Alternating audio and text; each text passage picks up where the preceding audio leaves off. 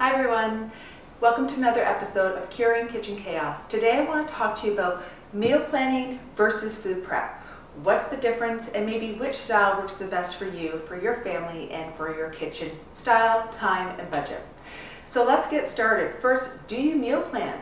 Do you know there's so many different options out there? I would love to know what you do for meal planning and how it works for you.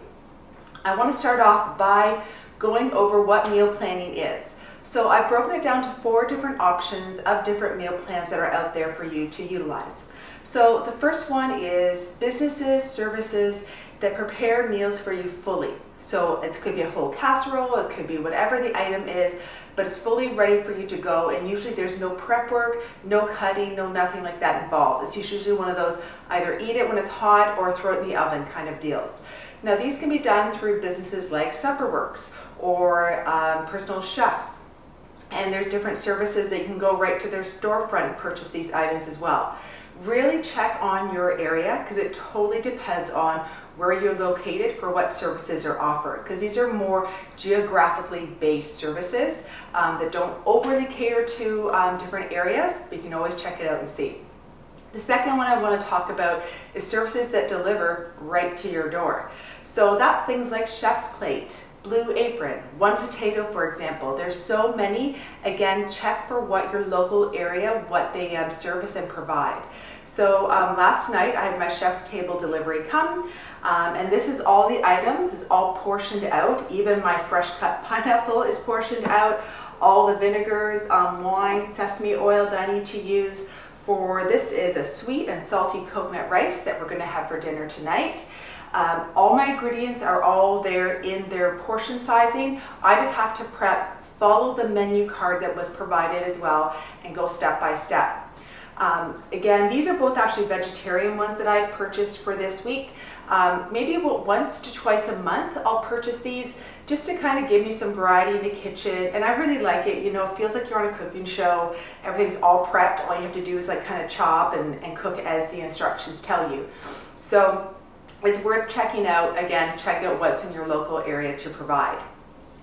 The next one I want to talk about is a meal planning service. So whether you can go on and check out different apps, there's apps that provide, just type in meal planning or menu planning and you'll find lots of apps. See which one works for you that you like. There's also different websites. Maybe even ask maybe your doctor, maybe your dietitian, nutritionist, naturopath, any healthcare provider. Ask them if they either provide a service or maybe they know of a great service that has it, because a lot of them you can also customize. Say you have very special dietary needs you need to make sure you meet, maybe they can customize it for you as well. So it's worth asking. Ask family and friends too. You never know what people know. So it's worth checking that out. I'm really seeing a huge trend in this because people can go create the recipes they want. It usually will always create a grocery list for you, and some of them even provide to-do lists. So even when you come home from the grocery store, you can see exactly what to do step by step and what needs to be done for the day. So really see what customized ones work for you and really go from there. The last way to do meal planning is the old-fashioned way of you grab your own recipes, you create your grocery list and your to-do list yourself from the recipes that you've selected. So that could be maybe you got recipes off Pinterest, maybe a magazine, maybe someone sent you one, or maybe it's a recipe you've had forever that you've passed down from generations, which I have quite a few of those that I still like to incorporate.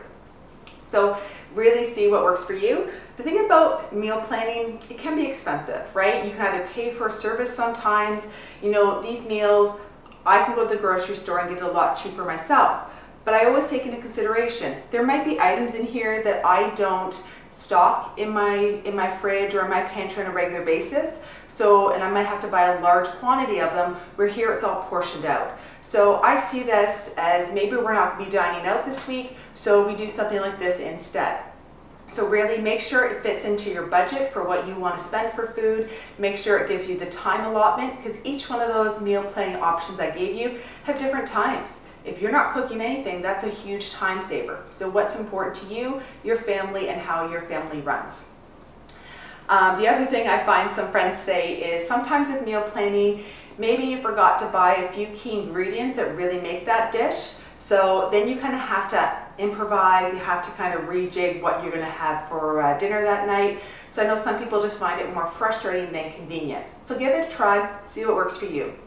So the next thing I want to talk about is food prep, and by far this is my favorite way to organize my kitchen and get ready for the week.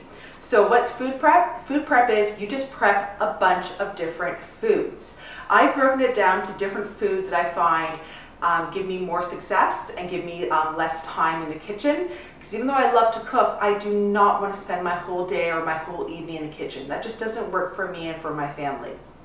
So other reasons why I love food prep instead of meal planning is then I buy what's in season, I buy what is also on sale. So I can really customize what we eat throughout the week depending on what's on sale for that week at the grocery store or wherever you buy your food. I also like it because it lets me be resourceful. This is a word that I feel has left our kitchens. Not many people are resourceful in their kitchens anymore. I'm going to do a whole video on how to be resourceful and how it's something we really need to bring back into our kitchens if you really want to save on time and your budget as well. So what do I do for food prep every single week? I've broken it down. I have a list on my side of my fridge. I'll include that list down below for you as well if you want to take a look at it. So I kind of try to do a wide variety so I can pull from a wide variety. So first off, I always like to have at least one meat cooked. So I have some chicken thighs that I cooked in the oven on some parchment paper, really simple. I have some rainbow trout that I'm defrosting. Always remember raw meat or defrosting meat. I always like to have it. These are plastic trays. Working in the restaurant industry, I always saw these a lot and I just incorporated it into my own kitchen. So it just has a nice lip, so it's really safe for any kind of raw product, especially the meats when they're thawing. Grains, we love grains here. I happened to make a huge batch of rice a few weeks ago and I've just portioned them off and freeze them. So I just pulled this from the freezer this morning, so I got some, actually it's brown rice and lentils. There you go. So we'll be using that throughout the week. And I also have, again, this came from the freezer just because I did a huge batch. Usually I make enough just to last the week, but I guess I got a little busy one week and made a little bit more. So I have some quinoa that I cooked up in the oven as well, but I portioned it out and put it in here too.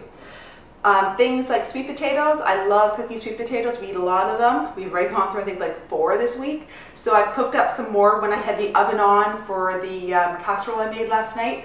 I threw in sweet potatoes at the same time on the higher rack, and I like to par cook them. So what that means is par means only to a certain way. I'm not fully cooking them that they're mashed. Like I'm squeezing pretty hard. I can't mash that.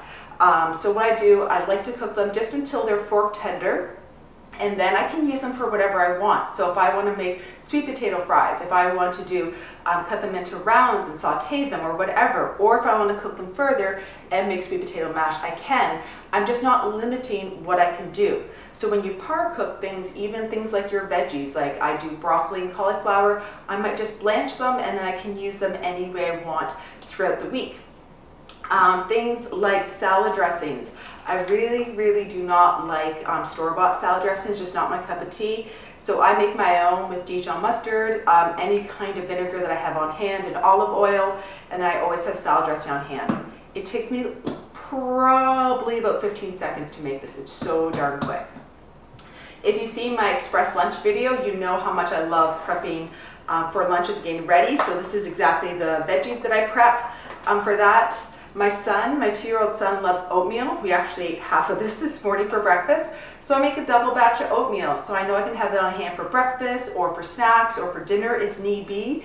Oatmeal heats up really well. Just scoop it out, put it in a heat-proof container, heat it on stovetop, oven, microwave, whatever you want, but add a little bit of milk or water just to bring it back to that smooth consistency, and it works really well. We've also been a big fan of overnight oats. I've loved these for years, but my son is finally loving them, so I try to have about 3 or 4 of these pre-made on hand. I'll also do things like I'll prep my veggies, have them ready to go in containers. I really like to use glass as much as possible. First of all, I like trying to get away from the plastic so much. because this I quickly take off the lid, throw it in the oven or throw it in the microwave, and it's really quick to do. So, and also I can see them, most important part. I don't like to use containers I can't see into. I like to use square containers because it works better for fridge space. Rounds take up a lot of room, so you have a lot of excess waste. I like to try to use things that are square, things that are stackable, and really maximize my space in my fridge when I'm doing my food prep. So the other thing I wanted to show you was I also prep our coffee. So we like to use French press and we like to use fresh beans, but that means you have to grind our beans, and I do not have enough time in the morning to do that every morning. So I just have 2 containers, one's with a D for decaf, one's for regular. I can't handle the real stuff. Maybe someday I'll be able to handle real coffee, we'll see, but I have to drink decaf for now. So that makes getting coffee really easy, and I have a nice cup of coffee every morning, which I absolutely love. So with all this being said, please remember, your food prep or your meal plan may change. Maybe your kids are growing, and as their growing needs change, so will the food. So you have to readjust what you have. And my list, every time I go back to my list, I'm changing things and I'm doing things differently. One thing I didn't show here is I also make coconut yogurt. My kids can't have dairy, unfortunately, so I make coconut yogurt every week as well. And so it will change as their needs change, or maybe you're empty nesters and you don't need to have that big food prep or meal plan like you used to, so you really have to accommodate what your personal needs are. Anyways, thank you so much for watching, and please let me know, do you meal plan? Do you like it? Or maybe your food prep. I'd love to hear any ideas or things you do to help take the chaos out of your kitchen. Make sure to subscribe for more videos like this, and please give a thumbs up if you like it, and we will see you next time. Take care.